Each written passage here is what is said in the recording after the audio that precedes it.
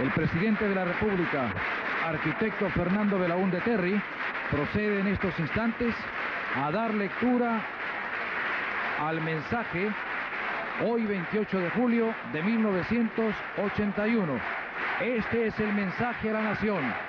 Este es el mensaje al Perú democrático.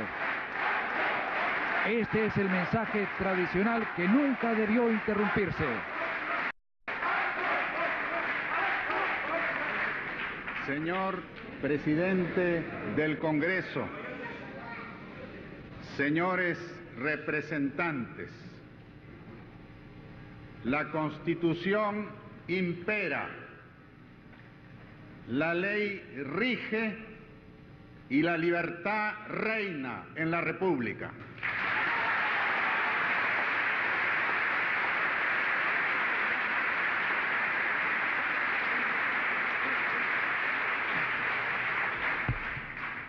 Tales son los mayores logros del régimen que me honro en presidir.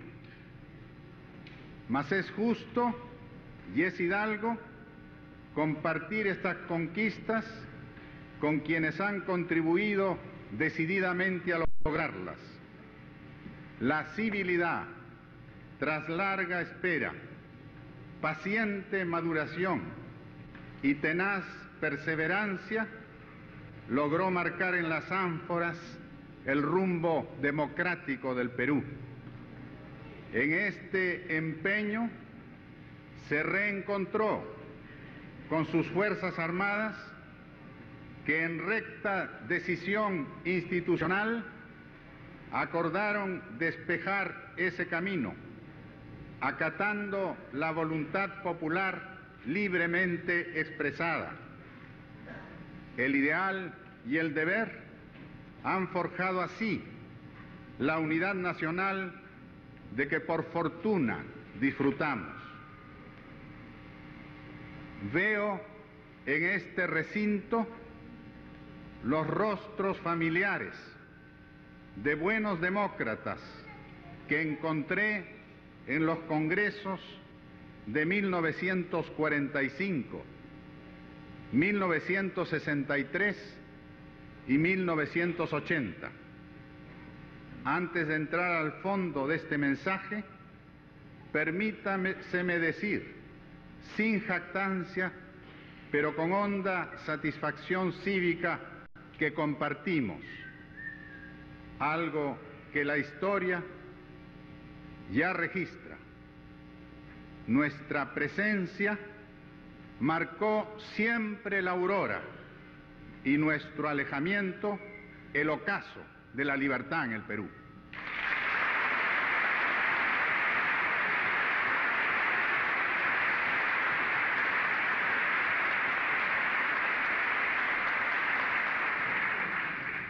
Analicemos el camino recorrido a la luz de los inmortales preceptos andinos de veracidad, honestidad y laboriosidad. El restablecimiento del Ministerio de Justicia constituye un acto fundamental, expresivo de la vocación jurídica del régimen democrático. Nos tocó el privilegio de poner el cúmplice a la Constitución de 1979, que lleva la firma del que fuera su insigne presidente, don Víctor Raúl Haya de la Torre,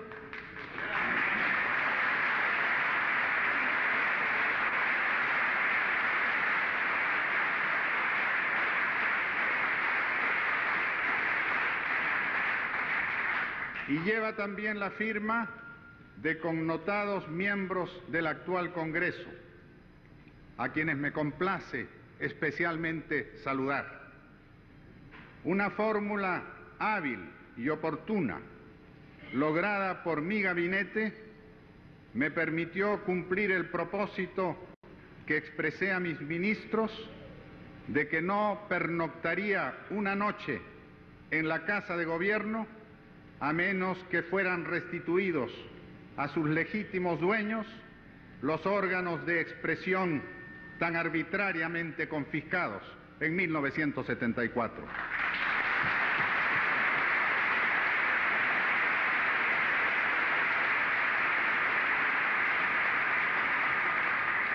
Logrado ese primer objetivo y obtenida la correspondiente autorización legislativa, se pudo preparar el terreno para resolver los diversos y complejos problemas que necesariamente tendrían que quedar pendientes por algún tiempo.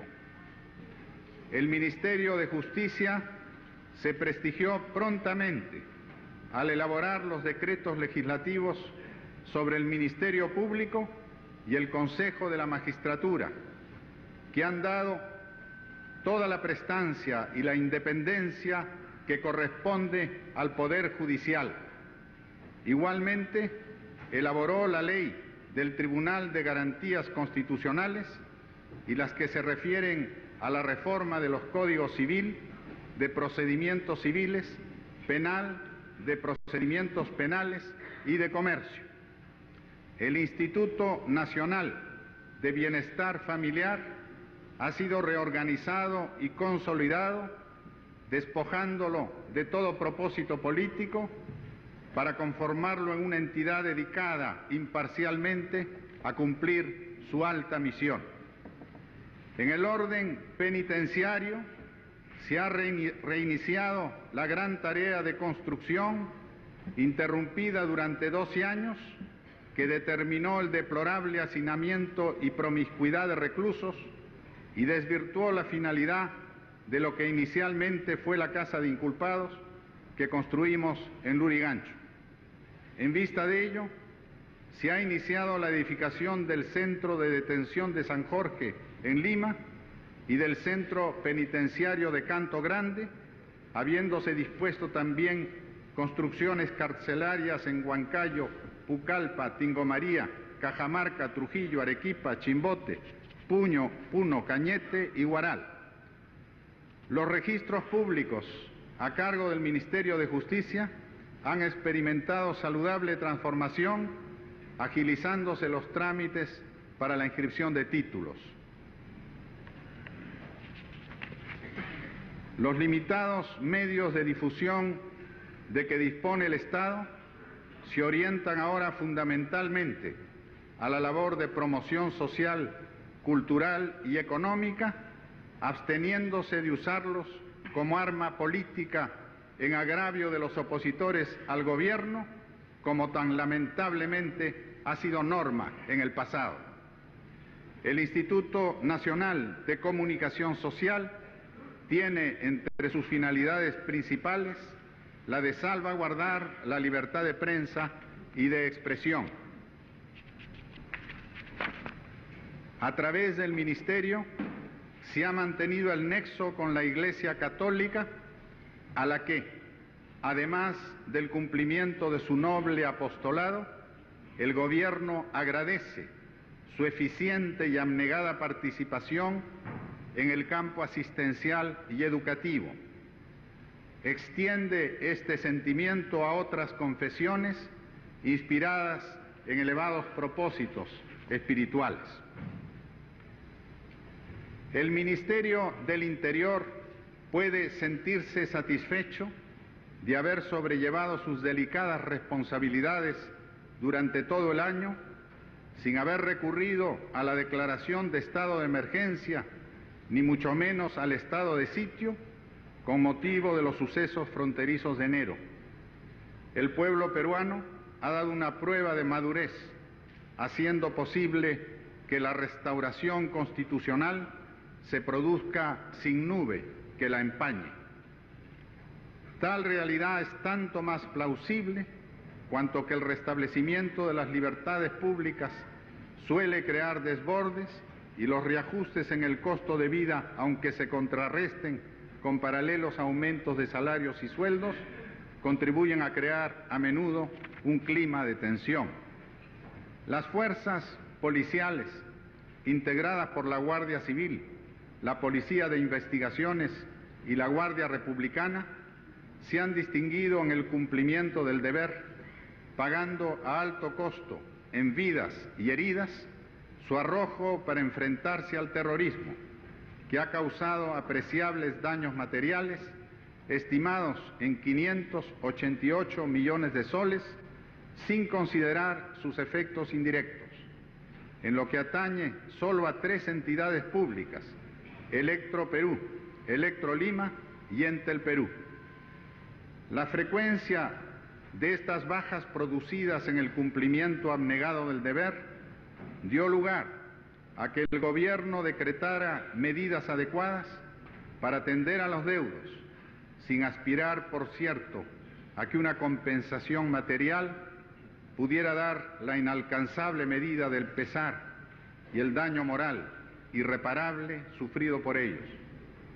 Rindo sentido homenaje a esos gallardos servidores de la patria, guardianes del orden público.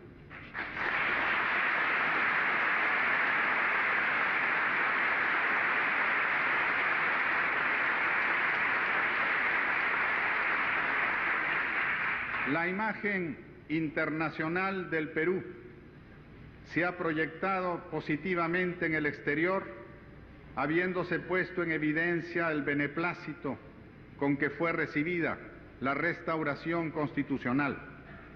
Nos honraron las delegaciones de 53 gobiernos amigos, destacando la presencia de 3 eminentes jefes de Estado, los presidentes César Turbay Ayala de Colombia, Luis Herrera Campins de Venezuela y Rodrigo Carazo de Costa Rica, el jefe del gobierno español Adolfo Suárez y los miembros de la Junta de Reconstrucción de Nicaragua, Sergio Ramírez Mercado y Rafael Córdoba Rivas, realzaron también el acto de la transmisión del mando, que contó igualmente con enviados tan eminentes como el expresidente Galo Plaza del Ecuador y la señora Rosalind Carter de los Estados Unidos. El incidente fronterizo tan inesperado de enero, que constituyó para el Perú y América un serio motivo de preocupación, fue afortunadamente superado una vez restablecida plenamente por las Fuerzas Armadas nuestra soberanía territorial y gracias a la intervención pronta, amistosa y eficaz de los países garantes del Protocolo de Río de Janeiro de 1942.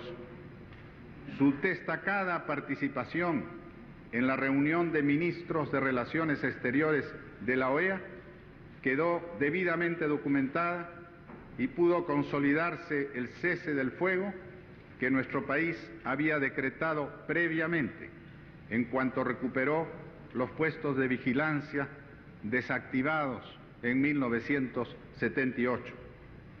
Apenas se advirtió la presencia en el territorio de las fuerzas ecuatorianas que habían sobrepasado la línea de cumbres de la Cordillera del Cóndor, el ministro de Relaciones del Perú se comunicó por teléfono con su colega ecuatoriano para que dichas fuerzas se replegaran al lado occidental de la cordillera, con la advertencia de que, de no ser así, procederíamos al correspondiente rescate.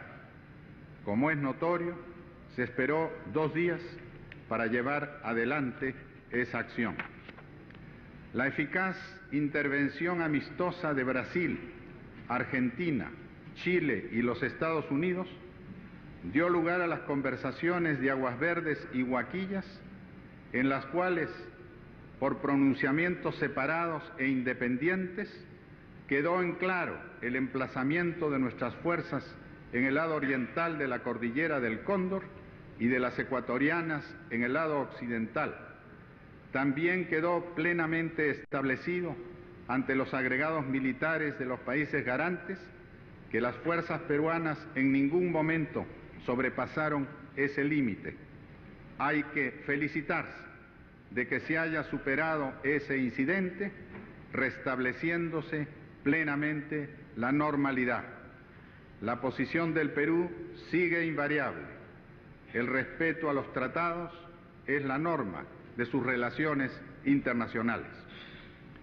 La visita del jefe de Estado, don João Batista de Oliveira Figueiredo, acompañado de su esposa, de varios ministros de Estado y de una comitiva de destacadas personalidades brasileras, dio lugar a elocuentes manifestaciones de bienvenida del gobierno y del pueblo peruanos, llegándose a materializar 10 acuerdos sobre vialidad, tecnología, cultura, economía y cooperación amazónica, y ratificándose el Tratado de Amistad y Cooperación de 1979.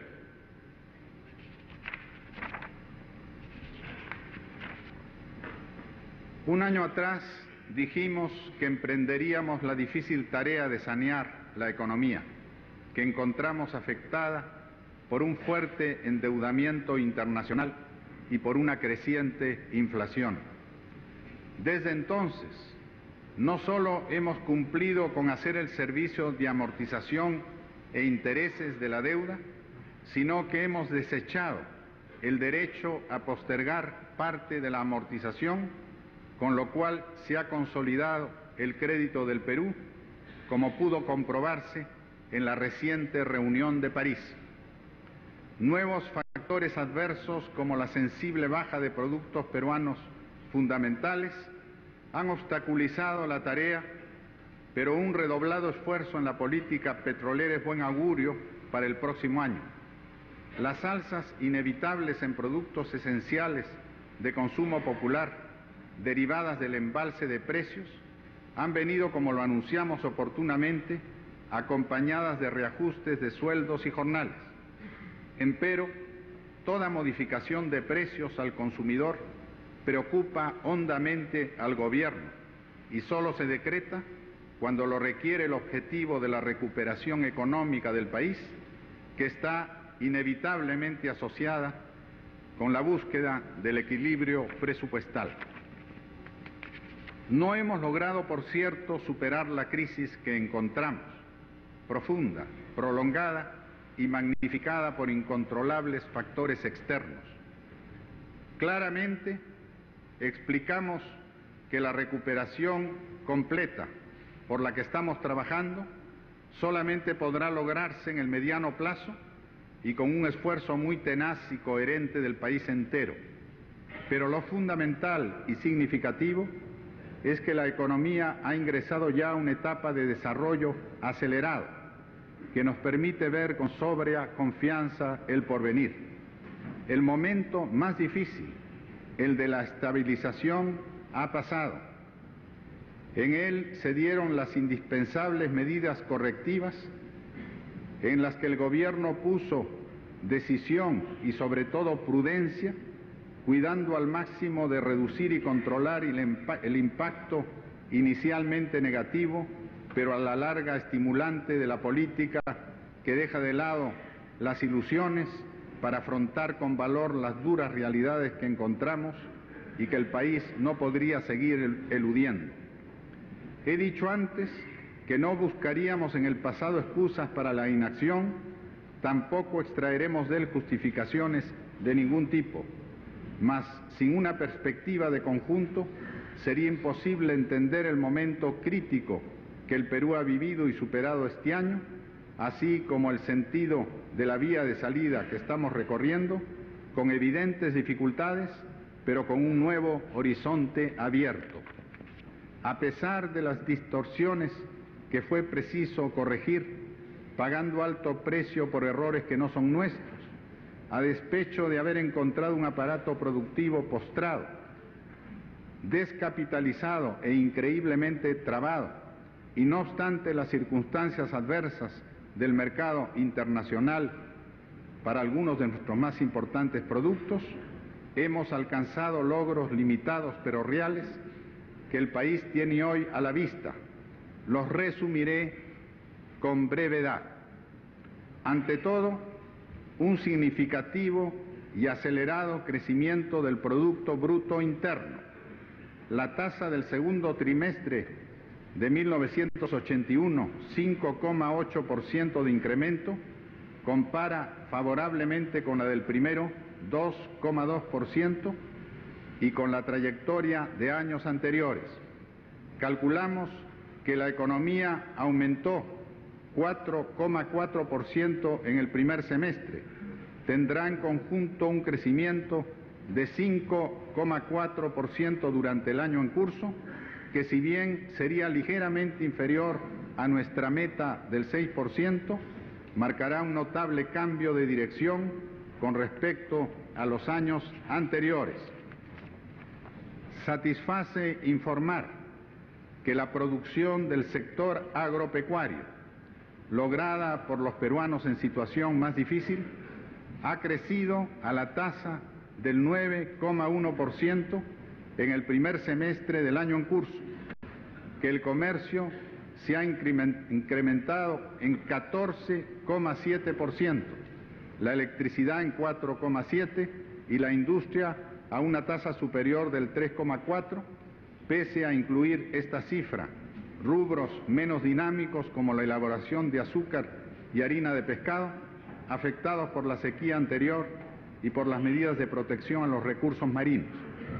La minería mostró en el primer semestre una tendencia negativa del 6,1% a raíz de la caída de los precios internacionales y de perturbaciones naturales y laborales.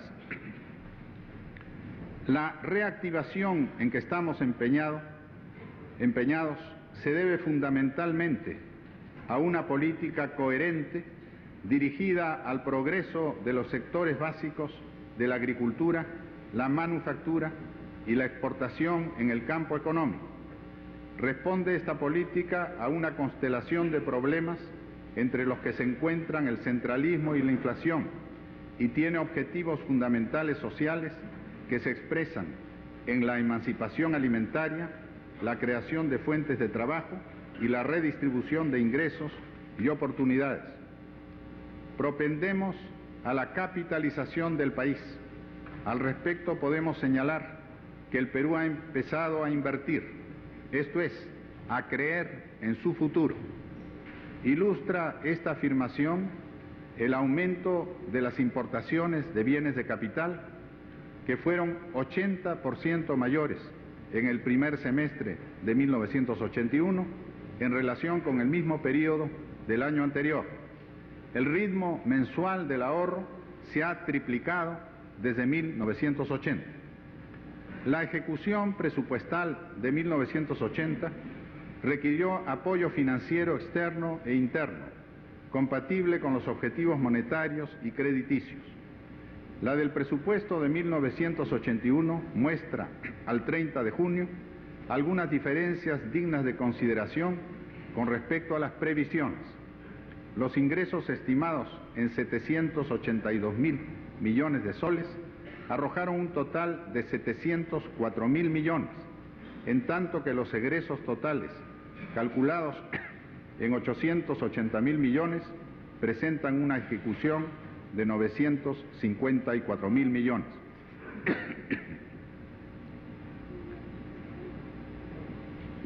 Las proyecciones estiman una diferencia potencial para el sector público que trataremos de reducir con mayor austeridad en el gasto público y que será financiado en gran parte mediante créditos externos previstos dirigidos a impulsar el desarrollo nacional y también con el financiamiento interno que incluye la colocación de bonos del Tesoro.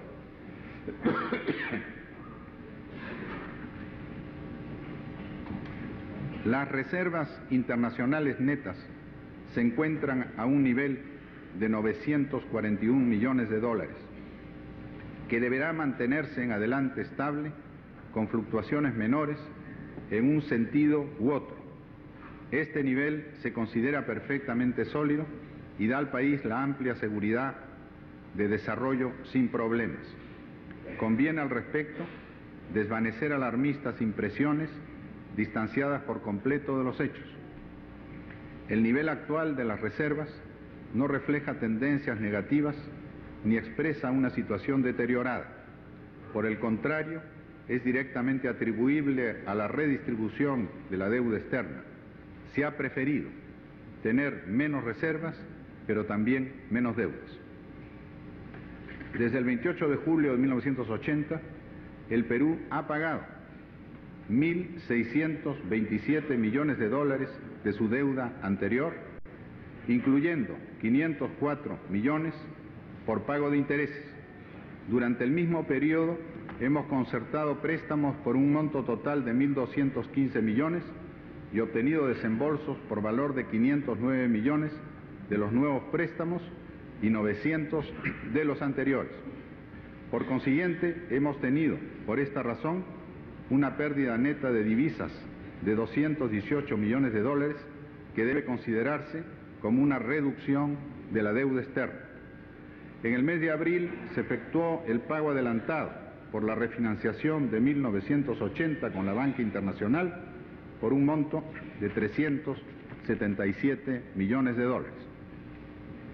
Es importante señalar que las nuevas concertaciones crediticias se han logrado en términos más ventajosos de interés y amortización. De lo obtenido, casi 500 millones de dólares son créditos blandos del Banco Mundial, el BID y el AID, a los que se agregaron importantes sumas adicionales de gobiernos y organismos internacionales.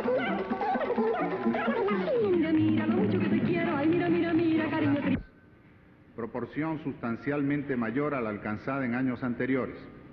El 75% de los nuevos préstamos consideran periodos de repago superiores a los 10 años. El servicio de la deuda deberá bajar así en 7,5% a fines de 1985, situándose alrededor de un 30% del valor de nuestras exportaciones. Estos hechos expresan la confianza y el respaldo internacional que merece el Perú. Los depósitos de moneda extranjera en manos del público reflejan también su confianza en el manejo económico y financiero y en la decisión del gobierno de mantener una economía libre. La inflación mostró, a partir de agosto de 1980, un ritmo visiblemente más acentuado, que en parte no hizo sino reflejar la asimilación por el país de la inflación oculta durante el periodo anterior, estimada en 25 a 30 puntos por encima del ritmo anual declarado del 60 al 70%, alcanzado durante los 30 meses anteriores. Por estas razones, el ritmo inflacionario del primer semestre llegó a 39,3%, pero viene reduciéndose gradualmente, de tal modo que en el segundo semestre se llegará a una cifra aproximada al 20%, demostrativa de la tendencia. Las medidas correctivas que se han adoptado y que se aplicarán en el segundo semestre son las relativas a la austeridad fiscal, tratando de disminuir el gasto público donde sea posible y no perjudique al empleo. La pronta captación de los recursos crediticios pactados para aplicarlos a las principales obras públicas y el control de las empresas estatales deficitarias, procurando que por sus propios medios resuelvan hasta donde sea posible sus problemas económicos y apliquen con el mayor rigor las directivas sobre austeridad. En relación con este tema, y a la luz de la experiencia adquirida en los últimos 12 meses, estamos revisando severamente el ámbito de la actividad empresarial del Estado para adecuarlo a las verdaderas necesidades del país y a nuestra plataforma electoral. Una política de promoción en las labores de exploración y explotación petrolera dará lugar a un aumento de la producción que debería compensar en gran parte los menores precios de algunos minerales. Petroperú tendrá que redoblar esfuerzos para el logro de este objetivo. Me permito recomendar especialmente al Congreso que emita la legislación necesaria para restablecer las corporaciones departamentales de desarrollo, como lo determina la Constitución. Interés básico del Ministerio de Agricultura ha sido y es la extensión de la frontera agrícola, así como el aumento de la producción, procurando mantener niveles de precios favorables a los productores. Dicha extensión es palpable en el departamento de San Martín, donde se ha entrado a la etapa de los caminos vecinales y de la implantación de facilidades para procesamiento y almacenamiento de las cosechas. Ese plan, cuyos resultados son halagüeños, se reedita en los departamentos de Ucayali, Junín, Pasco y Huánuco en el amplio programa de desarrollo de los ríos Pichis, Palcazu, Posuso y Pachitea, en que con la muy apreciada colaboración de Naciones Amigas se lleva adelante un programa de promoción en base a nuevos asentamientos agrícolas, ganaderos y forestales. La productividad se encuentra estimulada por planes de mejora de riego en la sierra, de rendimiento casi inmediato, mientras continúan y se intensifican los trabajos de irrigaciones tales como la de Majes, Jequetepeque, Chirapiura, Tinajones y Chavimochic, habiendo entrado en su fase final el proyecto hidroenergético de Olmos. Una comisión estudia la propuesta para la construcción de la gran obra norteña que presentan firmas de Suecia, Inglaterra, Brasil y la Unión Soviética. Prueba evidente de que se han obtenido resultados promisorios es el hecho de que en el primer semestre de este año el Producto Bruto Agrícola haya aumentado en 9,1% con relación a igual periodo del año anterior, a pesar de la situación difícil de la agricultura, que todavía ha sentido la secuela de la sequía que afortunadamente ha llegado a su término en el norte del país. Este aumento notable del Producto Bruto se ha conseguido a pesar de una disminución del 42% en lo que atañe al rubro del azúcar por las circunstancias anotadas. La política de crédito agrario ha recibido un notable espaldarazo del Banco Agrario, que ha permitido que sus beneficios se extiendan a 100.000 hectáreas adicionales, que emplean a otros tantos campesinos, cuyos ingresos, debido a la reactividad a demanda de brazos, supera considerablemente al salario mínimo. Se han implementado sistemas de extensión agraria, promoviendo la creación de comités de coordinación que reúnen a los productores, a los funcionarios y técnicos del gobierno y a los representantes de las organizaciones de crédito.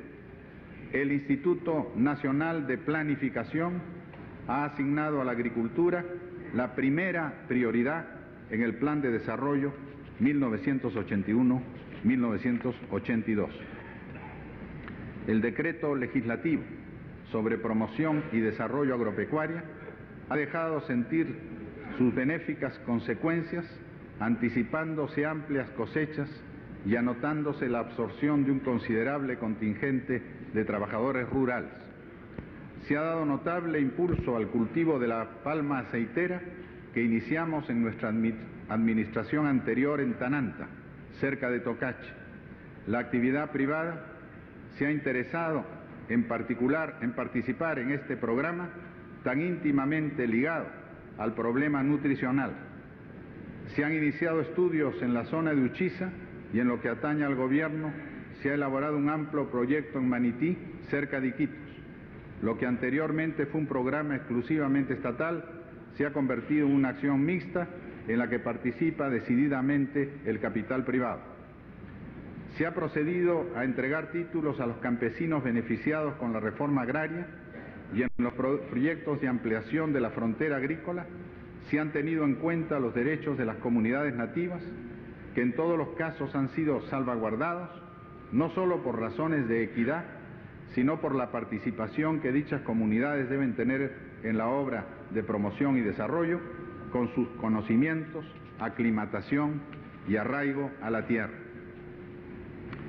Principal preocupación del gobierno es propender a la simplificación del trámite que retarda y hasta detiene el proceso de industrialización.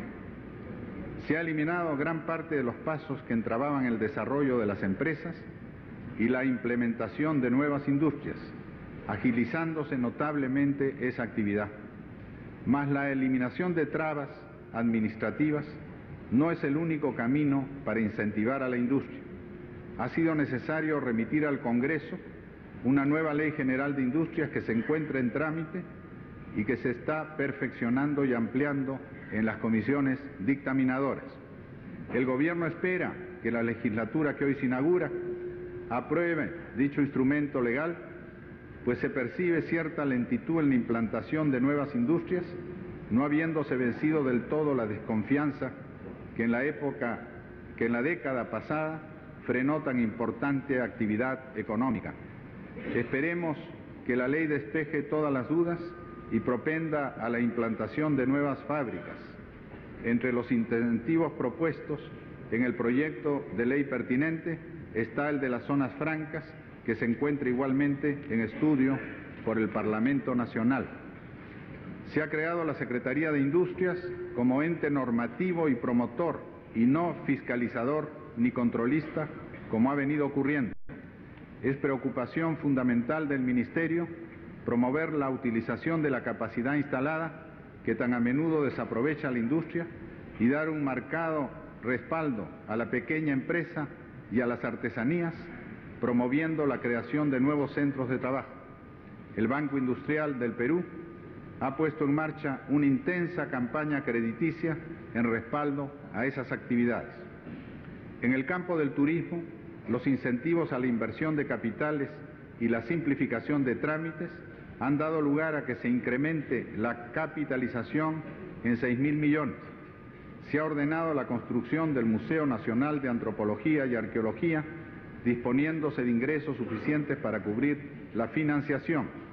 El Estado secunda al sector privado en programas hoteleros y de servicios turísticos en Tumbes, Cabo Blanco, Machu Picchu, Arequipa e Iquitos. Se ha dispuesto el reequipamiento de la ley hotelera del Tour Perú y se ha ordenado la construcción del hotel de turistas de Moyobamba y de los hostales de Pomacochas y Huaytará. En Cajamarca se asignaron recursos para la rehabilitación de los baños del Inca, del Cerro Santa Polonia y el Cuarto del Rescate.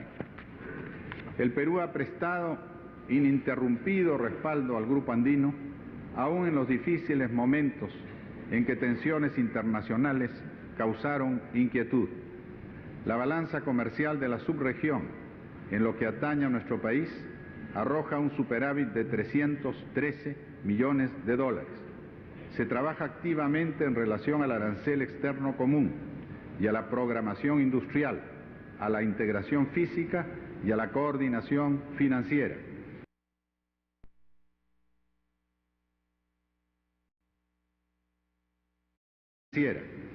En cuanto al ALARI, las negociaciones han sido fructíferas. Se han llevado adelante negociaciones convenientes con Brasil, Chile, Uruguay, México y Paraguay, fijándose metas arancelarias. Pocos países en el mundo pueden ufanarse del potencial energético que, debidamente estudiado y aprovechado, asegurará un futuro promisorio a la República. La minería y el petróleo, cuya explotación es todavía reducida, proporciona al país el 69% de sus divisas y el 36% de los ingresos corrientes del gobierno central, según los datos disponibles para el año 1980. El desenvolvimiento de dichas actividades en el mercado interno representa compras por 500 millones de dólares y ocupación para 72.000 personas. El gobierno se ha propuesto lograr la descentralización de la industria petrolera, que ahora se encuentra principalmente radicada en zonas fronterizas. Es de interés para la economía y sobre todo para la seguridad de la nación promover un área de desarrollo petrolífero en la zona central del país, que asegure a dicha región y al área metropolitana de Lima una completa autonomía de abastecimiento. El contrato otorgado recientemente por Petroperú a la compañía Shell busca ese objetivo y están en estudio otros contratos a otorgarse en zonas adyacentes. La nueva ley de petróleo está dando sus primeros frutos. Occidental, Bridas y Belco han presentado para 1981 programas de reinversión por 350 millones de dólares que incluyen 8 pozos exploratorios y 220 de recuperación secundaria en el noroeste, que deben mantener la producción de la zona.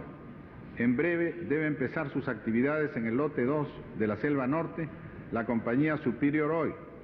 Petroperú perforará 6 pozos exploratorios en el lote 8, lo que dará un total de 13 a 15 pozos exploratorios en 1981, comparados con los 3 de 1980.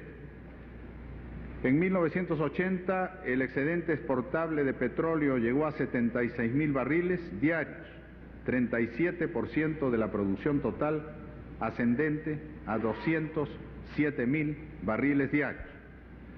Se ha preparado un programa para la década del 80 que incluye electrificación rural, la central de Sheque con 600 megavatios, mejoras en las centrales del RIMAC con 460 megavatios adicionales, el proyecto de Centro Min y la central Paucartambo-Yuncán con 125.000 megavatios, la central del Chorro con 300 megavatios, las centrales de Poechos, Curumuy y Culque con 40 y la hidroeléctrica de Yuta con 200 megavatios en el proyecto Majes. Existe un amplio programa para la construcción de pequeñas centrales como las del Sauce de 20 megavatios y Gera de 8 megavatios en el departamento de San Martín. Se encuentra en plena ampliación el sistema eléctrico del Cusco con la central de Machu Picchu y su línea de transmisión a Tintaya, la línea Mantaro, Pachachaca, Cayahuanca, para trasladar a Lima 300 megavatios disponibles en la central del Mantaro, y la línea de transmisión Pisco-Lima, adicional a la que ya existe, y la central térmica de Punta con 100 megavatios para Lima, que ya ha sido licitada. Se encuentran en trabajo los proyectos de Charcani 5 y Carhuaquero. Debe anotarse el hecho de que el Perú solo aprovecha el 3% de su potencial hidroeléctrico, pudiendo generar 60.000 megavatios. En el campo minero, la nueva ley que rige esa actividad fundamental constituye un incentivo importante y avanza en los estudios para Antamina, Cerro Verde segunda etapa, Tintaya a nivel de ingeniería básica, Bayóvar, Alto Chicama, Carbón y Michiquillay en la etapa de factibilidad, y Quellaveco, Berenguele y Bambas en la etapa de prefactibilidad. El sector energía se ha analizado grandemente, se ha agilizado grandemente con la nueva legislación para Petroperú, Electroperú, Minero Perú y Minero Perú Comercial, pero resta por aprobarse en el Congreso la nueva Ley General de Electricidad, que recomiendo se tramite a la brevedad posible. La tradición vial del Perú se reflejó en una dirección de caminos que desde el advenimiento del automóvil se abocó a la magna tarea de intercomunicar los departamentos y provincias de un país de tan difícil topografía como el nuestro. Me complace señalar el hecho de que dicha dirección general ha sido restablecida y que nos proponemos darle el más decidido respaldo para el cumplimiento de su compleja pero alentadora tarea. En nuestra anterior administración interconectamos todas las provincias que carecían de carretera o de acceso hidrovial. Solo quedó inconclusa la carretera a la provincia de Bolívar, obra que acaba de reanudarse. En este orden, cabe anotar que se encuentra pendiente la interconexión distrital a la que están abocados los pueblos por su propia iniciativa y esfuerzo, con la decidida colaboración del sistema de cooperación popular que restablecimos al promulgar la Ley de Hermandad en acto significativo e inolvidable en el Templo del Sol en el Cusco. Honda emoción.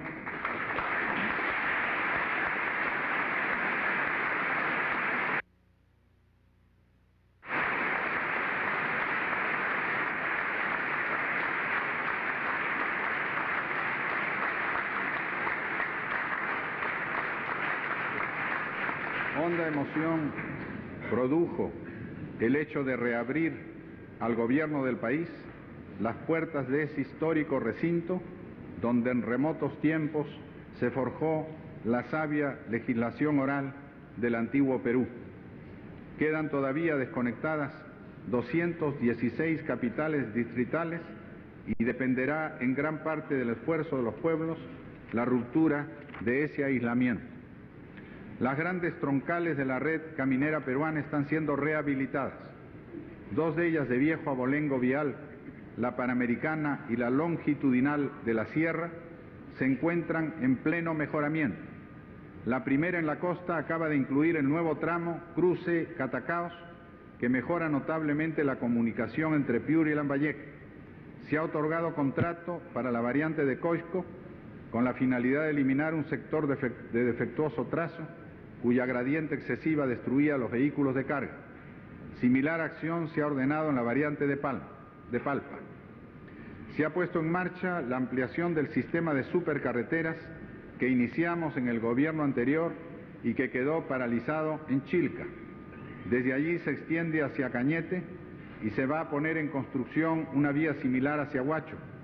Se ha previsto de esta manera dar a Lima Metropolitana un área de influencia en la costa convenientemente electrificada entre Pativilca y Pisco. En la longitudinal de la Sierra, heredera también de la tradición vial del Incario, se continúa la reconstrucción de varios tramos, habiéndose puesto en marcha el que unirá adecuadamente a la Pampa de Anta con el legendario pueblo de Limatam. Se continúa activamente la rectificación y pavimentación de la vía Cusco-Sicuani, a la que va a dotarse de nuevos recursos, y el tramo Juli-Desaguadero, que llevará la ruta imperial hasta el lindero con Bolivia, a las puertas de la legendaria Tiahuanaco. Pero es la tercera longitudinal, obra de nuestro tiempo, la marginal de la selva, la que demanda un vigoroso impulso colonizador.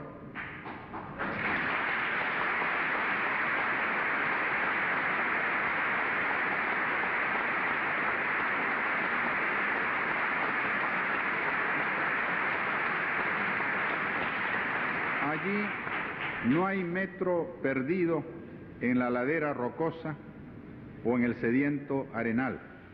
A lo largo de todo su recorrido hay tierras productivas, sea en el orden forestal o en el aspecto agropecuario, para no mencionar su característica fundamental de eje petrolero e hidráulico que señala a las comarcas que cruza como las más promisorias del continente sudamericano y tal vez del mundo. Así como en nuestra pasada administración nos abocamos a romper el aislamiento del departamento de San Martín, obra que ahora se encuentra en la floreciente segunda etapa de los caminos vecinales, en el actual periodo estamos haciendo lo mismo en la selva central dentro de los departamentos de Ucayali, Huánuco, Pasco y Junín. El promisorio desarrollo de los valles del Pichis, Palcazo y Pachitea lo iniciamos en septiembre del año pasado al instalar el frente vial del bosque von Humboldt, cerca de San Alejandro. Es edificante visitar ese hervidero de esfuerzo y de esperanza en los 30 kilómetros que ya han sido abiertos en dirección a Puerto Bermúdez, de norte a sur. Por el lado opuesto, operando desde Villarrica, se penetra hacia ese puerto fluvial al que nos prometemos llegar por carretera en el año en curso. El desarrollo de esta selva central representa una ampliación promisoria de la región alimentaria de Lima, a la que se llegará en 8 horas para recoger una variedad de productos agropecuarios y una amplia gama de materiales para construcción y carpintería.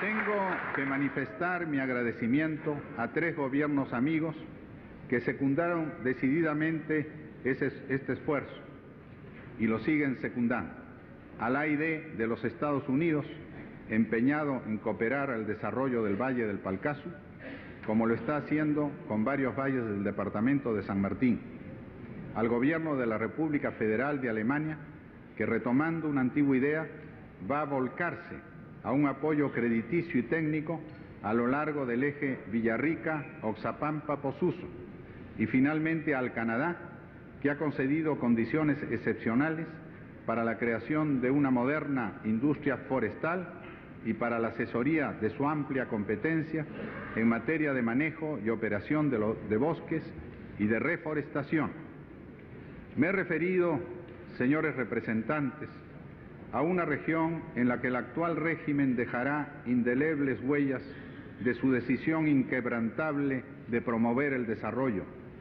Si Dios me concede el privilegio de ver terminada esa gran obra de aliento, podré repetir las palabras que pronuncié al romper el aislamiento del departamento de San Martín en el puente del río Aspuzana. Dije, porque llegué caminando por las abruptas laderas andinas, porque vi al hombre sacrificado como bestia de carga, porque escuché en el eco de la historia la plegaria de los misioneros caídos, quise que esta fuera obra fundamental del gobierno que el pueblo me confiara. Campaña crediticia en respaldo a esas actividades. En el campo del turismo, los incentivos a la inversión de capitales y la simplificación de trámites han dado lugar a que se incremente la capitalización en 6.000 millones. Se ha ordenado la construcción del Museo Nacional de Antropología y Arqueología, disponiéndose de ingresos suficientes para cubrir la financiación. El Estado secunda al sector privado en programas hoteleros y de servicios turísticos en Tumbes, Cabo Blanco, Machu Picchu, Arequipa e Iquitos. Se ha dispuesto el reequipamiento de la ley hotelera de Entur Perú y se ha ordenado la construcción del hotel de turistas de Moyobamba y de los hostales de Pomacochas y Huaytará. En Cajamarca se asignaron recursos para la rehabilitación de los baños del Inca, del Cerro Santa Polonia y el cuarto del Rescate. El Perú ha prestado ininterrumpido respaldo al Grupo Andino, aún en los difíciles momentos en que tensiones internacionales causaron inquietud. La balanza comercial de la subregión, en lo que atañe a nuestro país, arroja un superávit de 313 millones de dólares. Se trabaja activamente en relación al arancel externo común y a la programación industrial, a la integración física y a la coordinación financiera. En cuanto al ALARI, las negociaciones han sido fructíferas. Se han llevado adelante negociaciones convenientes con Brasil, Chile, Uruguay, México y Paraguay, fijándose metas arancelarias. Pocos países en el mundo pueden ufanarse del potencial energético que, debidamente estudiado y aprovechado, asegurará un futuro promisorio a la República. La minería y el petróleo, cuya explotación es todavía reducida, proporciona al país el 69% de sus divisas y el 36% de los ingresos corrientes del gobierno central, según los datos disponibles para el año 1980. El desenvolvimiento de dichas actividades en el mercado interno representa compras por 500 millones de dólares y ocupación para 72.000 personas. El gobierno se ha propuesto lograr la descentralización de la industria petrolera, que ahora se encuentra principalmente radicada en zonas fronterizas. Es de interés para la economía y sobre todo para la seguridad de la nación promover un área de desarrollo petrolífero en la zona central del país, que asegure a dicha región y al área metropolitana de Lima una completa autonomía de abastecimiento. El contrato otorgado recientemente por Petroperú a la compañía Shell busca ese objetivo y están en estudio otros contratos a otorgarse en zonas adyacentes. La nueva ley de petróleo está dando sus primeros frutos. Occidental, Bridas y Belco han presentado para 1981 programas de reinversión por 350 millones de dólares que incluyen 8 pozos exploratorios y 220 de recuperación secundaria en el noroeste, que deben mantener la producción de la zona. En breve debe empezar sus actividades en el lote 2 de la Selva Norte la compañía Superior Oil. Petroperú perforará 6 pozos exploratorios en el lote 8, lo que dará un total de 13 a 15 pozos exploratorios en 1981, comparados con los 3 de 1980.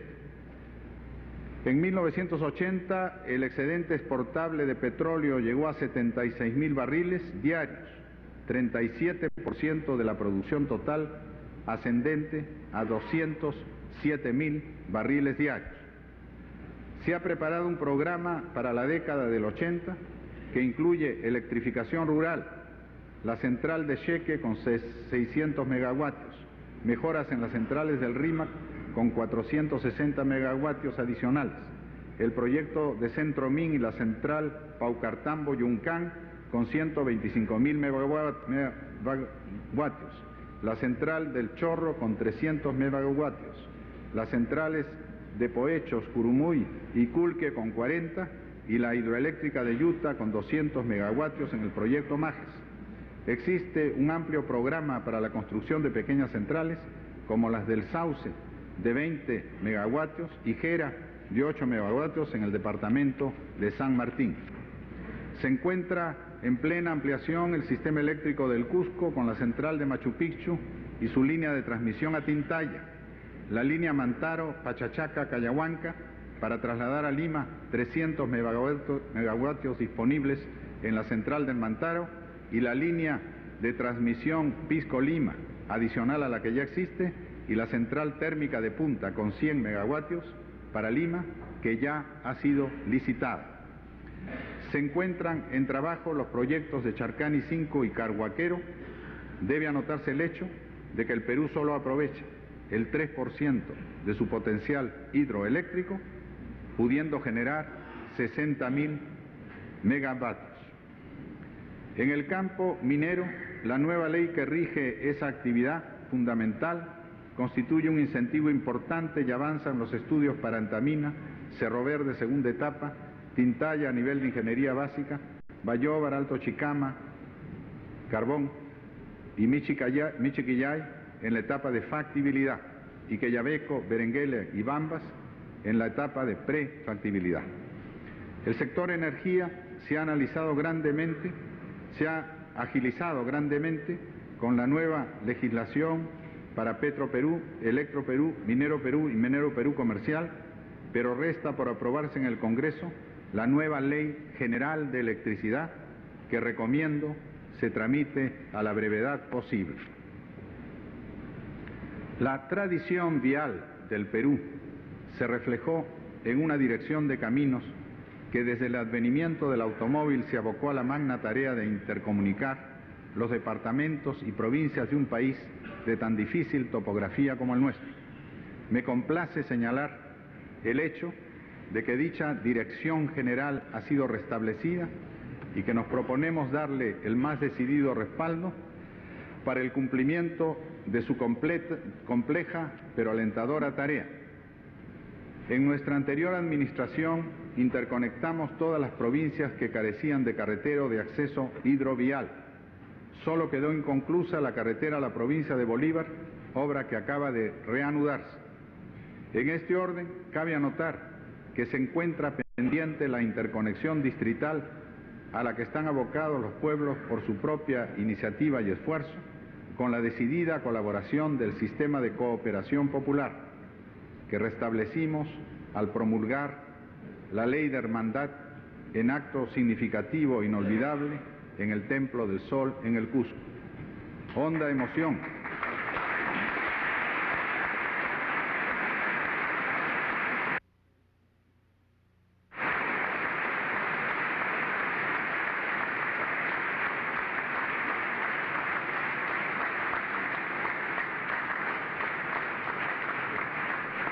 Honda emoción produjo el hecho de reabrir al gobierno del país las puertas de ese histórico recinto donde en remotos tiempos se forjó la sabia legislación oral del antiguo Perú.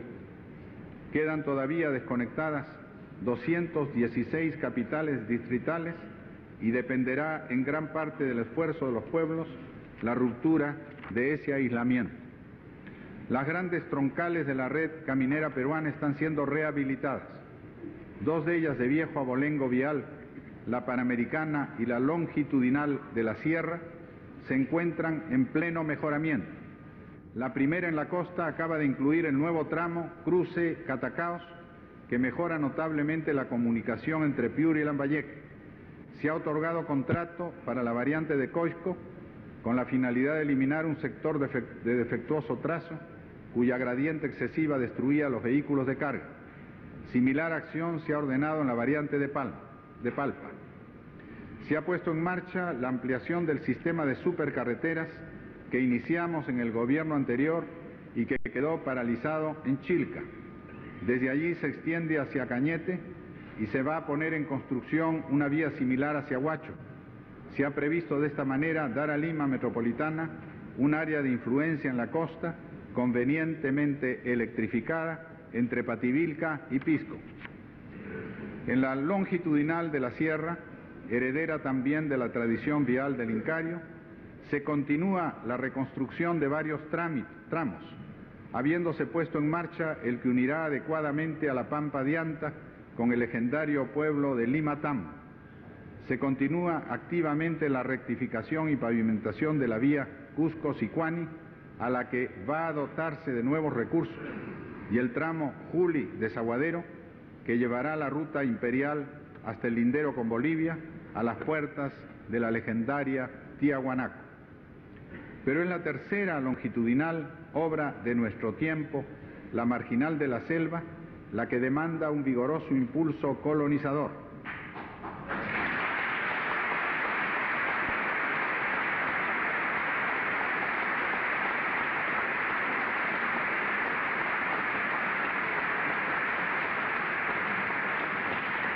Allí no hay metro perdido en la ladera rocosa o en el sediento arenal. A lo largo de todo su recorrido hay tierras productivas, sea en el orden forestal o en el aspecto agropecuario, para no mencionar su característica fundamental de eje petrolero e hidráulico que señala a las comarcas que cruza como las más promisorias del continente sudamericano y tal vez del mundo. Así como en nuestra pasada administración nos abocamos a romper el aislamiento del departamento de San Martín, obra que ahora se encuentra en la floreciente segunda etapa de los caminos vecinales, en el actual periodo estamos haciendo lo mismo en la selva central dentro de los departamentos de Ucayali, Huánuco, Pasco y Junín. El promisorio desarrollo de los valles del Pichis, Palcazo y Pachitea lo iniciamos en septiembre del año pasado al instalar el frente vial del bosque von Humboldt, cerca de San Alejandro. Es edificante visitar ese hervidero de esfuerzo y de esperanza en los 30 kilómetros que ya han sido abiertos en dirección a Puerto Bermúdez, de norte a sur. Por el lado opuesto, operando desde Villarrica, se penetra hacia ese puerto fluvial al que nos prometemos llegar por carretera en el año en curso. El desarrollo de esta selva central representa una ampliación promisoria de la región alimentaria de Lima, a la que se llegará en 8 horas para recoger una variedad de productos agropecuarios y una amplia gama de materiales para construcción y carpintería.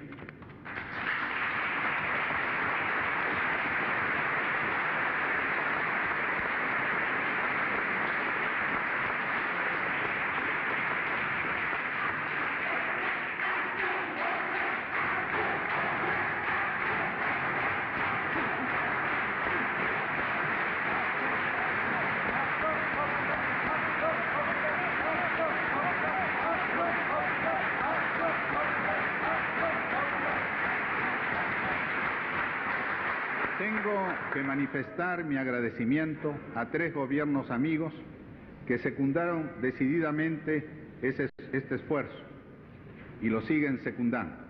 Al AID de los Estados Unidos, empeñado en cooperar al desarrollo del Valle del Palcazu, como lo está haciendo con varios valles del departamento de San Martín. Al gobierno de la República Federal de Alemania, que retomando una antigua idea, va a volcarse a un apoyo crediticio y técnico a lo largo del eje Villarrica-Oxapampa-Posuso. Y finalmente al Canadá, que ha concedido condiciones excepcionales para la creación de una moderna industria forestal y para la asesoría de su amplia competencia en materia de manejo y operación de bosques y de reforestación. Me he referido, señores representantes, a una región en la que el actual régimen dejará indelebles huellas de su decisión inquebrantable de promover el desarrollo. Si Dios me concede el privilegio de ver terminada esa gran obra de aliento, podré repetir las palabras que pronuncié al romper el aislamiento del departamento de San Martín en el puente del río Aspuzana. Dije, porque llegué caminando por las abruptas laderas andinas, porque vi al hombre sacrificado como bestia de carga, porque escuché en el eco de la historia la plegaria de los misioneros caídos, quise que esta fuera obra fundamental, continuadora de la primera que instalamos en Lurín en nuestro anterior periodo. La Compañía Peruana de Teléfonos ha contratado la instalación de 150.000 líneas y un nuevo centro de larga distancia internacional en Lima. En lo que atañe al fundamental servicio de correos, se procede al equipamiento del Centro Nacional de Clasificación Postal y a la implementación de las direcciones departamentales. El sector pesquero ha puesto atención primordial en la preservación de los recursos hidrobiológicos, adoptándose severas medidas para impedir su depredación. Al mismo tiempo, ha sido necesario racionalizar la flota pesquera en todo el litoral y, de acuerdo con el Instituto del Mar del Perú, fijar los volúmenes de captura, las zonas de pesca, estableciéndose periodos de veda con un criterio estrictamente técnico. Se ha hecho necesario reestructurar el ambicioso programa de obras, en gran parte inconcluso, utilizando los recursos disponibles en la forma más conveniente para el erario y para los fines nutricionales e industriales que el sector persigue.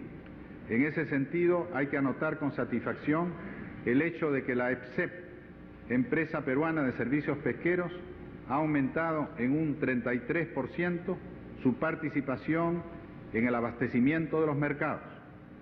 Se ha concluido y se ha puesto en operación la primera etapa del complejo pesquero de La Puntilla, muelle, terminal y fábrica de hielo. Se ha concluido el mercado mayorista pesquero de Villa María del Triunfo en el cono sur de la capital y se está dando término a los complejos de Paita y Samanco, así como a las obras del terminal pesquero de Talara. En un notable impulso a la pesca artesanal, con el concurso decidido de los interesados, se está mejorando y ampliando terminales a lo largo del litoral, siendo notable la mejora lograda en el puerto de San Andrés en Pisco. El estatus jurídico de Pesca Perú y de la Empresa Peruana de Servicios Pesqueros han sido modificados para alcanzar mayor flexibilidad y eficiencia como sociedades anónimas, manteniendo el Estado la propiedad de las acciones.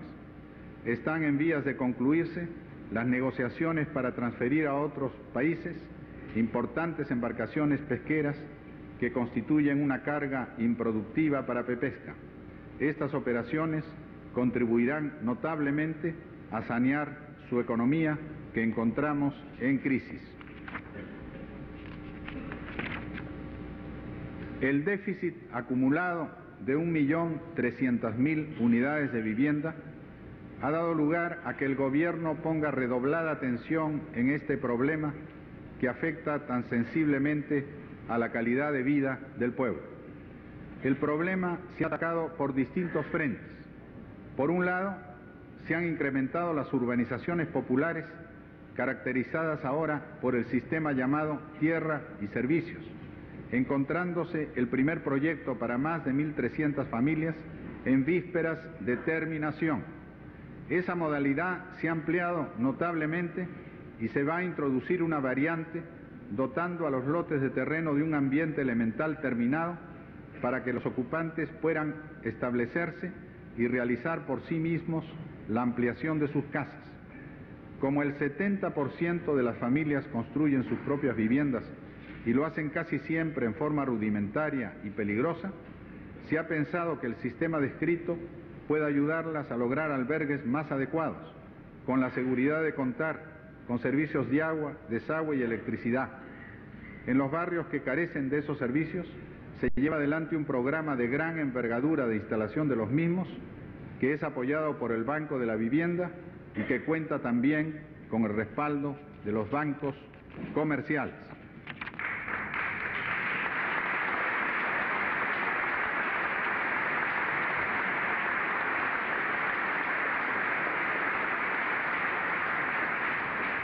Además del programa descrito destinado a los estratos menos pudientes, se llevan adelante proyectos de aliento de distintos niveles, como los agrupamientos, las ciudades satélites o precintos urbanos. No voy a hacer una larga enumeración, me limitaré a mencionar, en el caso de Lima, los principales conjuntos ya licitados: Torres de San Borja con 2.284 viviendas, Limatambo con 3.100 y la ciudad satélite de Santa Rosa con 4.348.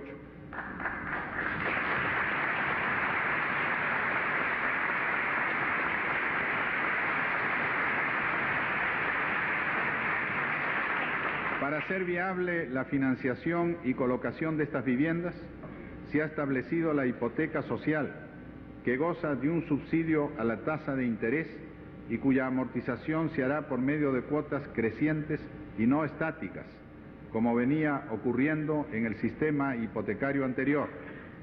Para los pueblos jóvenes y las urbanizaciones populares se ha establecido el Banco de Materiales, que ha otorgado 1.600 préstamos en los pocos meses que viene operando. Dicho banco extiende ya sus servicios a otras ciudades.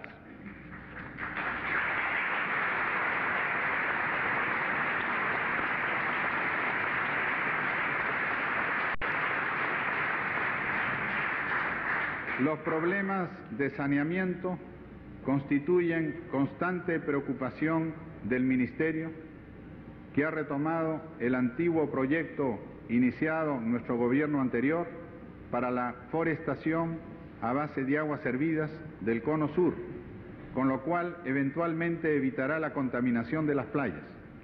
Se estudia proyectos similares en Piura, Trujillo e Ica. La ESAL realiza en Lima trascendentales obras de ampliación. El Plan Nacional de Agua Potable y Alcantarillado beneficiará en su tercera etapa a 26 ciudades y localidades y en la cuarta a 53. Con criterio técnico se ha abordado el plan de emergencia de Lima, dando prioridad a los pueblos jóvenes con un plan que contempla la perforación de 60 pozos tubulares nuevos. Por un lado, la Municipalidad de Lima acaba de realizar un concurso para diseñar y construir el plan maestro del Valle del Rímac, que ofrecerá evidentes ventajas al mejoramiento, embellecimiento y regularización de dicho cauce. El gobierno se propone prestar todo su apoyo a esa obra, que aparte de sus ventajas paisajistas y recreativas, permitirá la solución del acceso expreso de la sierra a la capital y la habilitación de enormes áreas para obras de aliento ganadas al lecho, sin restarlas a los decrecientes terrenos agrícolas de la provincia.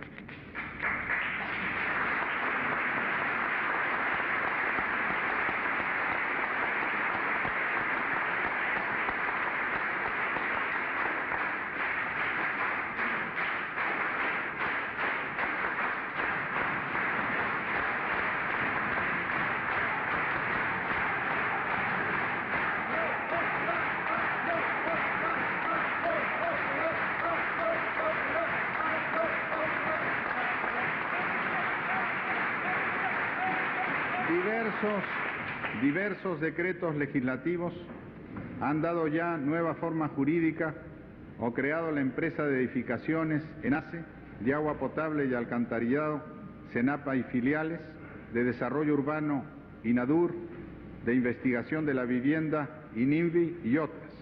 El programa nacional hasta 1983 comprende la construcción de 100.000 viviendas familiares que aliviarán la crisis en 50 ciudades y que además de suministrar albergue y trabajo, darán acceso a la propiedad a estratos sociales que no lo han tenido antes.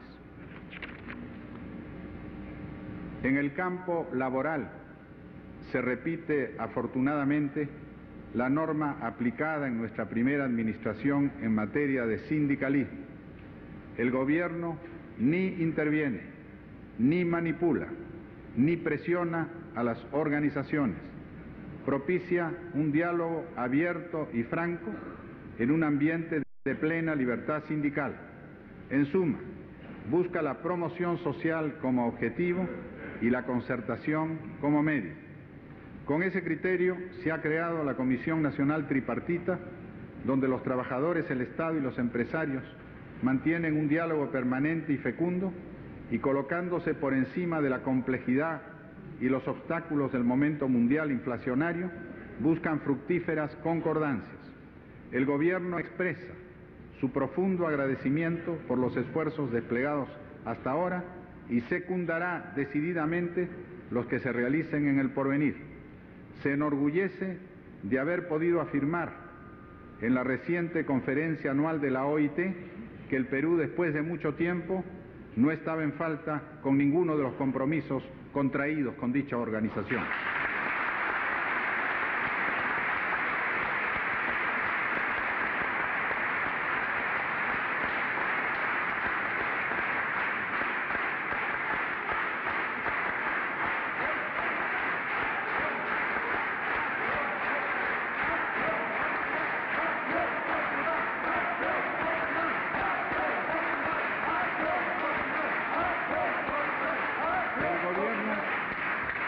El gobierno eliminó desde el primer día todas las restricciones que limitaban la negociación colectiva y todas las disposiciones de excepción que restringían el pleno derecho al reclamo. La conjunción de los tres sectores básicos tiende a frenar y disminuir los conflictos laborales que, no obstante haberse reducido, siguen siendo frecuentes e inquietantes. En 1980, 739 huelgas afectaron a 481.484 trabajadores, con la pérdida de 18 millones de horas hombre. Grave daño causó a la clase trabajadora el injustificado paro de enero, que lejos de servir sus justos intereses, incrementó la inflación. Los trabajadores perdieron 3.723 millones de soles en 1980 y 2.654 millones entre enero y abril del año en curso. Es satisfactorio agregar que a partir de abril y de la instalación de la Comisión Tripartita han disminuido sensiblemente los conflictos laborales, por lo cual expreso público reconocimiento a dicha comisión.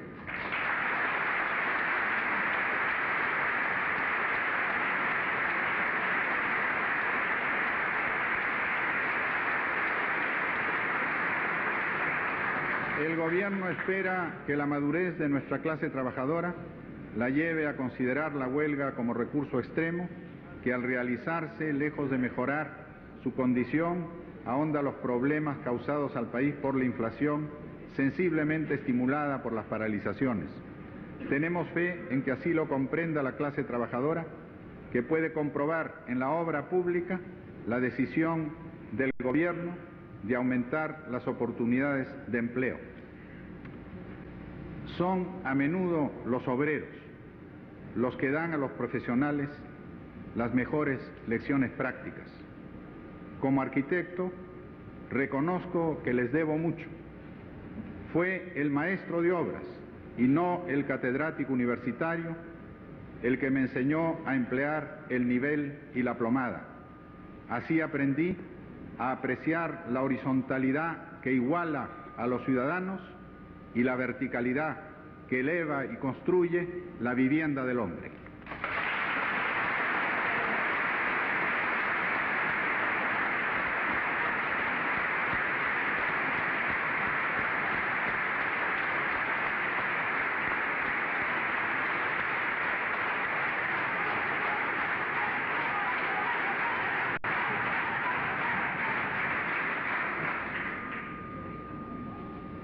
Se está cumpliendo la meta preestablecida para la creación de nuevos empleos, que en el primer año de gobierno debía alcanzar la cifra de 500.000. Estas son las consideraciones en que se basa dicha afirmación. Plan vial, empleos directos, comprobables en las planillas, 35.000. Empleos indirectos a base de 2,5 personas por cada persona en planilla, 87.000. Plan Nacional de la Vivienda, empleos directos, 15.000. Empleos indirectos, 45.000. Crédito agrario adicional extendido sobre 100.000 hectáreas por el Banco Agrario, requiriendo por lo menos un hombre por hectárea, 100.000. Campesinado adicional comprobable por el aumento de 9,1% del Producto Bruto Agrícola, 100.000. Construcciones escolares, empleos directos, 2.400. Empleos indirectos, 6.000. Comercio, 100.000 nuevos empleos certificados por el Viceministerio de Comercio en base a la cifra de 14,7% de aumento de ese sector con respecto al año anterior. Industria, empleos certificados por el Ministerio del Ramo, 6.000. Obras hidroeléctricas iniciadas durante esta gestión, 6.000. Total, 502.400 nuevos empleos.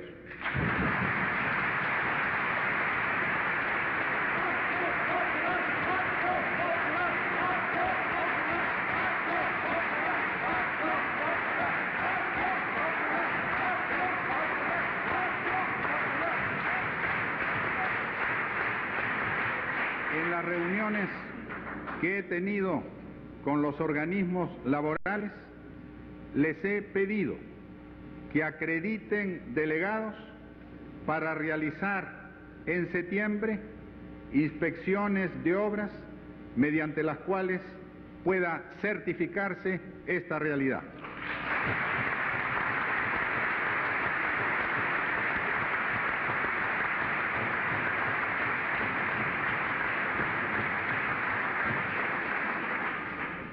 Hay que anotar con profundo sentido social que inspira al instituto respectivo que se han introducido cambios en las pensiones mínimas de jubilación, vejez, viudez, orfandad y minusvalía, que eran menores a los 4.000 soles mensuales y que se han aumentado a más de 23.000.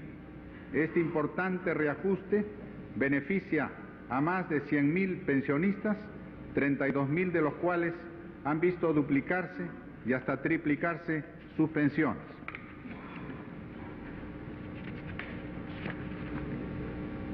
La educación pública constituye preocupación fundamental del gobierno.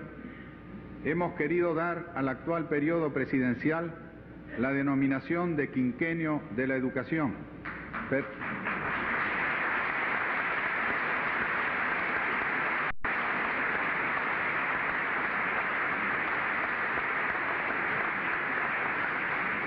Permítaseme explicar este concepto. Nos interesa, en primer término, reducir drásticamente el analfabetismo. Se estima que en 1980 los analfabetos sumaron 1.892.000 peruanos. 2/3 de ellos radicaban en el campo y el resto principalmente migrantes en las ciudades, siendo la mayoría mujeres y campesinos. Las más altas tasas de analfabetismo predominan en Apurímac con 48%, Ayacucho con 46%, Huancavelica con 42%, Cusco con 34% y Huánuco con 33%. Lima alcanza a 5,5% y el Callao a 3,7%. El Plan Multisectorial de Alfabetización 1981-85, aprobado por el Consejo de Ministros en abril y en actual ejecución, adopta un enfoque nuevo, considerando al analfabetismo como problema estructural a resolverse en estrecha vinculación con los planes de desarrollo y mediante acciones conjuntas y coordinadas con participación de los gobiernos locales y de la comunidad. De esta manera, se superará largamente el excesivo número de 48.100 personas alfabetizadas en 1980. La meta del quinquenio es de 1.058.000 personas, 56% del total de los analfabetos. Se asigna al año en curso 74.300, a 1982 y 83, 211.100, a 1984, 257.500 y a 1985, 304.400 alfabetizados. El personal del Ministerio de Educación alfabetizará más de 900.000 personas y el personal voluntario a 150.000. En el año en curso, los educadores alfabetizarán 70.840 personas y los voluntarios a más de 7.500. Participarán en la tarea 19.000 docentes que están siendo preparados para ello. El Gobierno se ha propuesto igualmente dar el mayor respaldo a la carrera magisterial. En tal sentido, solicita al Congreso la aprobación del proyecto de ley remitido oportunamente. La carrera magisterial, a la que actualmente pertenecen 152.000 docentes, debe entrar en un camino de superación, perfeccionándose y recibiendo una adecuada remuneración gradualmente incrementada de acuerdo con las posibilidades del erario durante los próximos 4 años. El magisterio tendrá facilidades para adquirir viviendas construidas dentro del Plan Nacional y para realizar estudios de perfeccionamiento. Es propósito del Gobierno compensar adecuadamente a los directores de colegios, puesto que se recargarán sus responsabilidades en el plan de mantenimiento y mejora de los locales. Continuando y redoblando los esfuerzos desplegados antes de la iniciación del año escolar en curso, se dará especial énfasis al mejoramiento de los locales escolares y a la construcción de nuevos planteles con la indispensable participación de la comunidad, los exalumnos y especialmente los padres de familia, cuyo aporte de entusiasmo y de ayuda merecen destacarse. El Gobierno reconoce que no podría alcanzar la meta de dar locales adecuados a todos los escolares del Perú sin esa invalorable colaboración. Para medir la magnitud de la responsabilidad nacional en cuanto a educación pública, debe anotarse que la matrícula en todos los niveles, desde la educación inicial hasta la universidad, es de 5.700.000 estudiantes, recayendo sobre el Estado la tarea de dar educación gratuita a 4.760.200. Considerando que el presupuesto de educación más las partidas correspondientes en los organismos de desarrollo es de 249.606 millones, correspondería un costo por alumno al año de 52.437 soles, lo que mensualmente significa, en dólares, la exigua suma de 10 mensuales.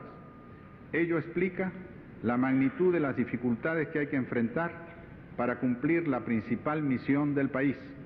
Y hay que tener en cuenta que en las cifras anotadas están incluidos los gastos administrativos y listas pasivas, las nuevas construcciones y muchas actividades culturales que se realizan fuera del ámbito de la escuela.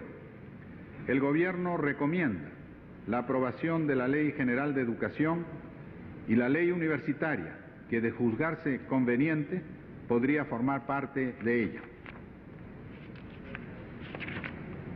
Preocupación fundamental en el año que analizamos ha sido el reequipamiento de los servicios de salud que encontramos en alarmante deterioro. Frente al intenso aumento de la población, lejos de ampliarse y perfeccionarse estos servicios, los encontramos desgastados y disminuidos. Esta labor se ha llevado adelante en hospitales, centros de salud y postas sanitarias con especial dedicación a la madre y el niño. En el plan de emergencia se ha logrado una disminución del 32,6% en la mortandad infantil por enteritis gracias al programa de rehidratación oral, con distribución gratuita de las sales, cuyo uso ha simplificado y abaratado notablemente la defensa de la salud. Otras 9 campañas han integrado este plan de emergencia. Ha caracterizado la labor de este año la coordinación de acciones con otros organismos dedicados a la salud pública, como el Instituto Peruano de Seguridad Social, los departamentos de sanidad de los institutos armados, así como el sector privado, a través del Consejo Nacional de Salud. Se ha puesto especial atención en la priorización de las áreas deprimidas, implantándose un programa de educación sanitaria masiva orientada principalmente a las madres de familia. Se ha dado especial atención también en la estrategia del cuidado primario de la salud, teniendo en cuenta la carencia frecuente de personal profesional y la necesidad de una capacitación elemental de los integrantes de la comunidad, especialmente inclinados a servir en ese campo. Se ha reiniciado la campaña antimalárica en los departamentos de Lima, Ancash, Cajamarca, La Libertad, Piura, Madre de Dios y Cusco, para hacer frente a la alarmante reaparición de dicho mal después de varios años de abandono de un programa que debió ser constante. En el año en curso se ha podido comprobar una vez más la eficiencia de las Fuerzas Armadas, tanto en el terreno militar, donde han cumplido a cabalidad los deberes impuestos por circunstancias inesperadas, como en el campo del desarrollo económico, donde llevan a cabo aportes muy apreciables. Tengo que destacar la forma serena, firme y gallarda, como sin recurrir a espectaculares movilizaciones, garantizaron plenamente la integridad territorial del Perú en el reciente y por fortuna superado conflicto con el Ecuador. La quinta región militar encaró la situación con sus propios medios y con el normal apoyo de los elementos centrales de la Fuerza Aérea y de la aviación del Ejército, actuando coordinadamente con la Marina, que estuvo lista a intervenir en caso de haberlo requerido las circunstancias. El Gobierno, la Secretaría de Defensa Nacional y el Comando Conjunto actuaron en perfecta coordinación y las órdenes que impartí para que el pabellón nacional fuera izado en aquellos puntos de nuestro territorio que habían sido infiltrados fueron cumplidas a cabalidad. Tengo la satisfacción de haber participado en estas operaciones cuando se encontraban en pleno proceso de ejecución, alentando con mi presencia a nuestras fuerzas.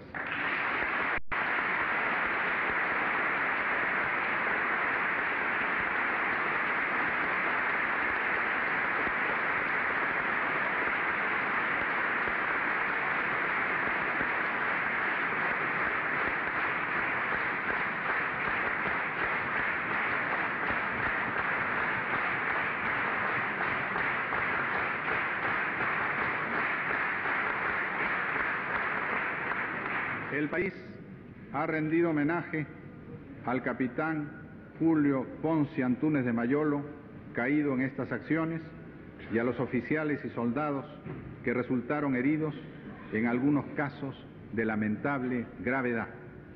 Restablecida la normalidad, un trágico accidente en acto del servicio enlutó nuevamente a las Fuerzas Armadas, falleciendo su comandante general, el general de división Rafael Hoyos Rubio, que tuvo tan destacada participación en las acciones, así como el general Luis Montoya Montoya y distinguidos miembros de nuestro ejército. Es invalorable el trabajo de asentamiento rural que realiza el ejército en varios lugares fronterizos. He tenido oportunidad recientemente de inspeccionar el de Angamos, en el río Yavarí, quedando gratamente impresionado por el esfuerzo que llevan adelante militares y civiles, practicando un fructífero compañerismo, sobrellevando con entereza las incomodidades y riesgos de su aislamiento. En el orden vial, 13 batallones, 2 compañías y 6 jefaturas de carreteras, en 15 frentes, cumplen una labor destacada. El Instituto Geográfico Nacional presta un apoyo invalorable a estas y otras actividades militares de desarrollo. Recientemente, el presidente del Consejo de Ministros y los ministros de Transporte y Relaciones Exteriores compartieron con las Fuerzas Armadas una jornada inolvidable al poner en marcha la carretera interfluvial Napo-Putumayo.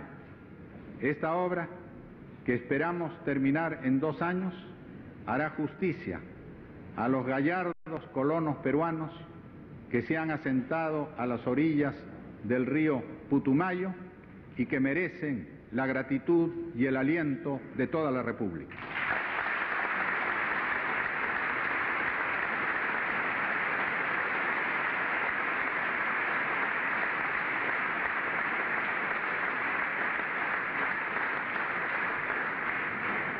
La Marina ha alcanzado un alto nivel de perfeccionamiento técnico y el arsenal naval del Callao, como sus establecimientos industriales en Chimbote e Iquitos, le han ganado merecido prestigio, distinguiéndose tanto en la construcción naval oceánica como en la fluvial.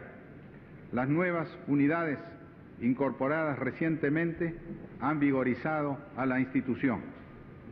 La Fuerza Aérea, de tan decisiva actuación, se ha capacitado para el mantenimiento complejo de sus modernos aviones de combate. El Servicio Aerofotográfico Nacional constituye no solo una entidad del mayor valor militar, como lo demostró en los recientes sucesos, sino de invalorable apoyo a las tareas del desarrollo nacional.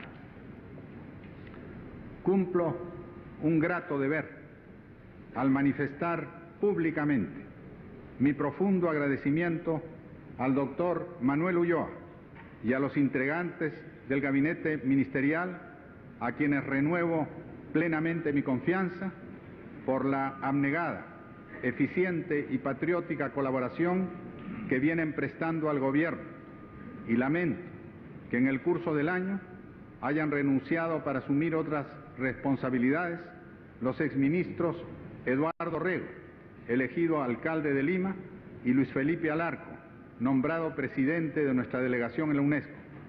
Veré apartarse con pesar, después de haber prestado sobresalientes servicios al país y al gobierno, a los ministros Roberto Rotondo y Felipe Osterno.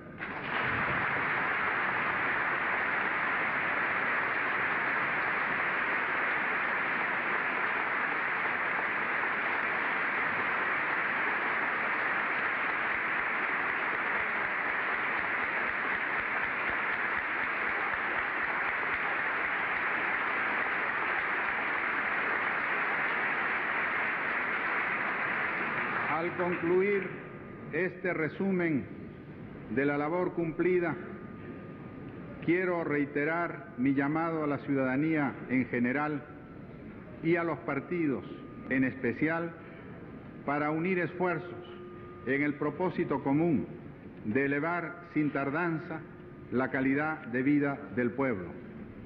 Comprendo que hay distintos caminos para lograrlo, mas sería lamentable que por condicionar esa inaplazable acción al logro de cada planteamiento partidario, postergáramos una inteligencia que las circunstancias reclaman.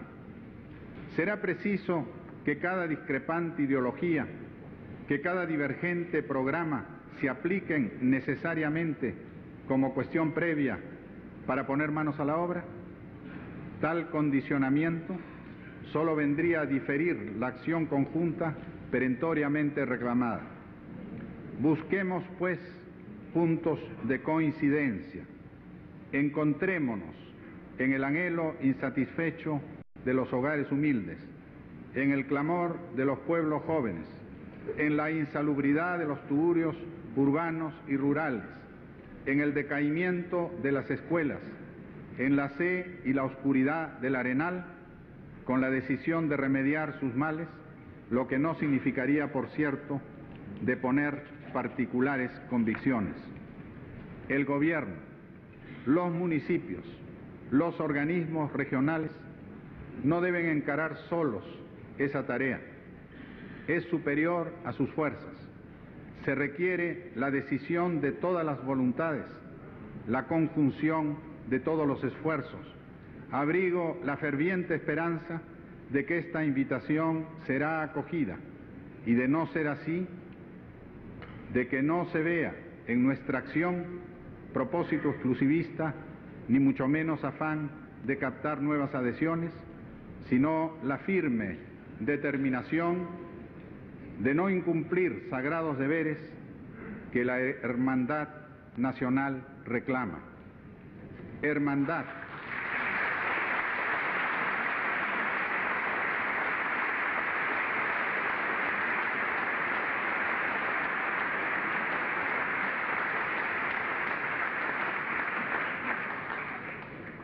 Hermandad, noble legado del antiguo Perú. Con ese anhelo inicié mi vida pública, con ese ferviente ideal termino este mensaje.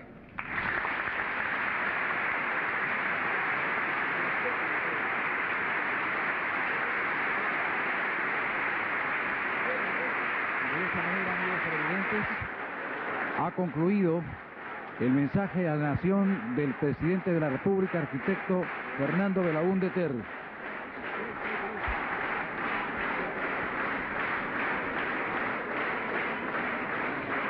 Estos son instantes en que el primer mandatario de la nación baja las escalinatas de la mesa principal del hemiciclo. El saludo del presidente Belaúnde a las graderías, al pueblo peruano. Se entona la marcha de banderas. El presidente de la República, arquitecto Fernando Belaúnde Terry, hace abandono en estos instantes del hemiciclo, luego de haber hecho un discurso que ha durado exactamente 92 minutos. 1 hora con 32 minutos, en los cuales el presidente Belaúnde Terry ha manifestado su complacencia por este año de gobierno. Estos aplausos que escuchamos ahora en la parte interior del hemiciclo son para el presidente del Senado, doctor Javier Álvaro Landín. Son instantes, amigos, en que damos casi por finalizada ya esta transmisión. Una transmisión de esfuerzo de Radio y Televisión Peruana, Canal 7 y 9, conjuntamente con Canal 6 de Arequipa, la unidad móvil de Radio y Televisión Peruana, el equipo de eventos especiales. Quien les habla, Rómulo Flores Campaña. Los invita de manera cordial para una nueva reunión con estos actos celebratorios del 160 aniversario patrio para el día de mañana, en que estaremos desde las 10 de la mañana llevando hasta vuestros hogares la gran parada militar.